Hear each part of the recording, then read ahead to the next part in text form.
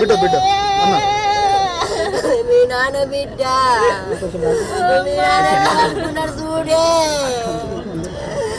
అమ్మా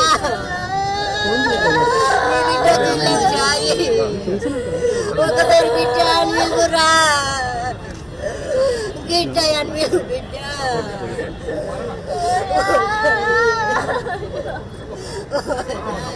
जोहार साईं शरणाचारी जोहार जोहार मृदकाद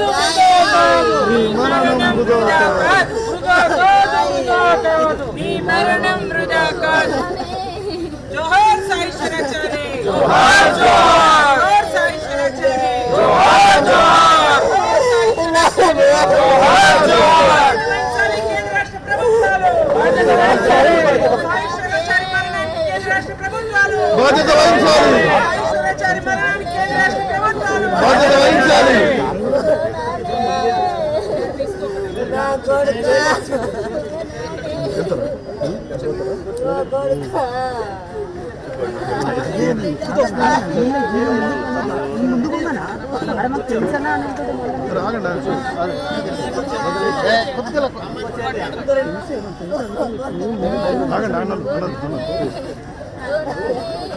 వీళ్ళకు కూడా ఒక చేరి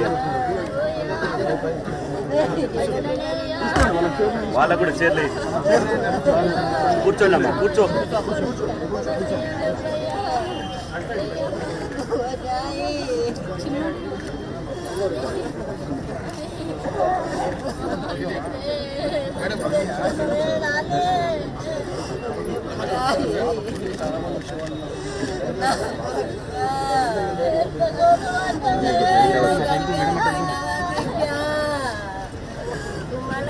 जोहार साई शरण प्रसाद जोहार साई शरणाचारी जोहार जोहार जोहार जोहार अमर रहे साईं शरणाचारी अमर रहे साईं शरणाचारी अमर रहे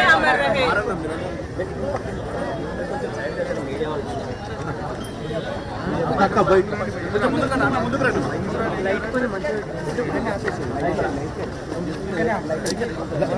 లైట్ మా దగ్గర లైట్ ఉంది మా దగ్గర లైట్ ఉందిలే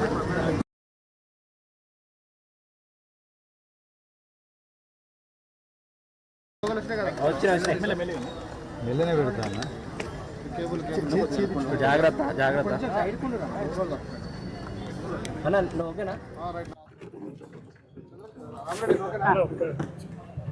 మనోజన వెనక్కి రమ్మ.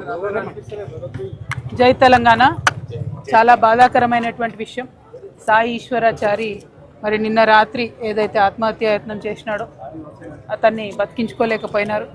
డాక్టర్స్ కానీ ఎవరు కానీ ఎంత ప్రయత్నం చేసినా కూడా మరి బిడ్డ మనకు దక్కలేదు. మరి ఈరోజు బీసీల పట్ల ఏదైతే రాష్ట్ర ప్రభుత్వం కేంద్ర ప్రభుత్వం ఇద్దరు కూడా ఉదాసీనంగా వ్యవహరిస్తున్నారో దాన్ని చూసి మరి ప్రయత్నం చేసిన అని సాయి ఈశ్వరాచారి గారు చెప్పిండ్రు. నేను మాత్రం బీసీ బిడ్డలందరిని ఒకటే అడుగుతా ఉన్నా, కేంద్ర రాష్ట్ర ప్రభుత్వాలు చేసిన ద్రోహానికి ఖచ్చితంగా మనం కొట్లాడాలి వాళ్ళ మీద. కానీ కొట్లాడే పంత ఇది కాదు. మన ప్రాణం తీసుకుంటే మనకెవ్వరికి కూడా అది లాభకరమైనటువంటి విషయం కాదు.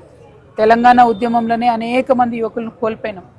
బీసీ ఉద్యమంలో మనం ప్రాణాలు తీసుకుంటూ బంద్ చేద్దాం.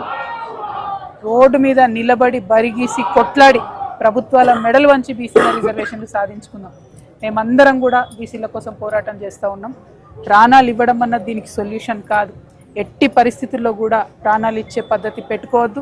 బీసీ బిడ్డలకు ఒక అక్కగా చెప్తా ఉన్నా, మీకు చేతులు ఎత్తి నమస్కరించి చెప్తా ఉన్నా, మీకోసం ఎంతకంటే అంతవరకు కొట్లాడతాం. గత 2 ఏళ్ల నుంచి కొట్లాడుతున్నాం. మీరు చూసిర్రు మనందరి సమిష్టి పోరాట ఫలితాల వల్ల బిల్లులు వచ్చినాయి, అసెంబ్లీలో వచ్చినాయి.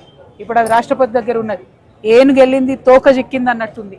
సో ఈ చివరి అంశం ఏదైతే ఉందో, చివరి ఘట్టం ఏదైతే ఉందో, అది కేవలం ప్రజా పోరాటాల వల్ల సాధ్యమైతే తప్పితే ఇట్లా ఆత్మహత్యల వల్ల సాధ్యం కాదు. సాయి ఈశ్వరాచారి గారి కుటుంబానికి కంప్లీట్గా మేమందరం కూడా అండగా ఉంటాం. ప్రభుత్వాన్ని కూడా నేను డిమాండ్ చేస్తున్నా, తక్షణమే వారికి ఒక మంచి ఇల్లు కట్టి ఇవ్వాలి. 3 పిల్లలు ఉన్నారు, దయనీయమైన పరిస్థితి ఉన్నది. వాళ్ళకి తమ్ముడు ఉన్నాడు. ఆ అబ్బాయికైనా కనీసం ఉద్యోగం ఇస్తే మరి కంపల్సరీ ఆ కుటుంబాన్ని అబ్బాయి చూసుకోగలుగుతాడు.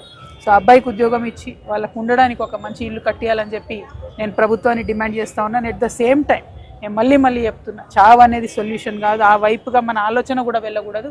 ఎట్టి పరిస్థితులలో మనం ఈసారి ఉద్యమాలతోని కొట్లాటలతోనే వస్తుంది, అది ప్రజా పోరాటాలతోనే సాధ్యమవుతుంది. అయిపోయింది, చివరి అంకంకి వచ్చింది బీసీ బిల్లు.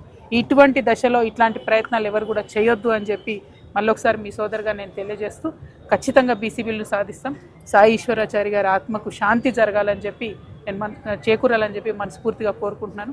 మరి అన్న వాళ్ళందరూ కూడా ఉన్నారు, మన రాఘవాచారి గారు, అట్లనే మా తమ్ముడు నవీనాచారి గారు, మారయ్య గారు, అందరూ కూడా రాష్ట్ర జాగృతి నేతలు అందరం కూడా ఇక్కడ ఉన్నాం. ప్రతి ఒక్కరం కూడా మరి కొట్లాడతాం, వారికి న్యాయం జరిగే వరకు వారికి అండగా ఉంటామని తెలియజేస్తున్నాం. స్వర్ణకారులు అది శ్రీకాంతాచారి అయినా, ప్రొఫెసర్ జయశంకర్ గారైనా, ఇప్పుడు ఈ తమ్ముడు సాయి ఈశ్వరాచారి అయినా, మరి వారు ఎంత పట్టుదలతో ఎంత పంతంతో వారు నమ్ముకున్న సిద్ధాంతానికి కట్టుబడి ఉంటారో చెప్పిండ్రు. ఈ బిడ్డ కూడా స్వర్ణకారుడు మరి వృత్తి చేసినటువంటి వ్యక్తి, వృత్తి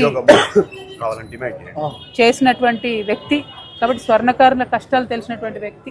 ఈ సమాజం నుంచి వచ్చినటువంటి వాళ్ళు ఎంత అంకితభావంతో ఉంటారనేది మనకు జయశంకర్ సార్ నిరూపించు, శ్రీకాంత్ సార్ నిరూపించు.